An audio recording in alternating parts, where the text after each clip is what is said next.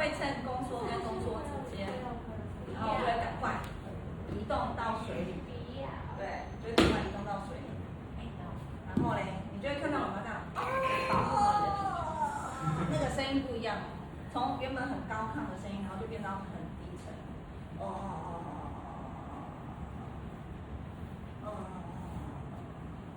所以你会发现，为什么有一些妈妈她可能在待产的时候，她的声音都很尖锐，那时候都是还没有生，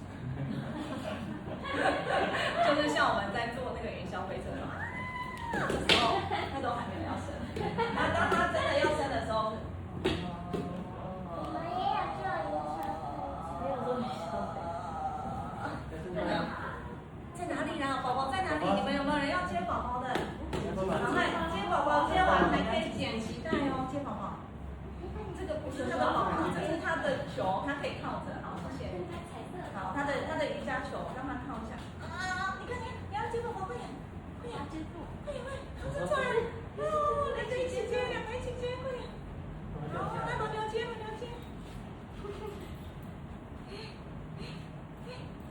有没有？宝宝这样生出来了，宝宝生出来了。宝宝出来之后呢，它还连着什么？这一条是什么？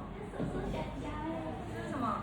脐带，对不对？它脐带里面还有不可以拉，不可以拉。脐带里面有什么？是不是还有一个东西？它生出来之后，它会。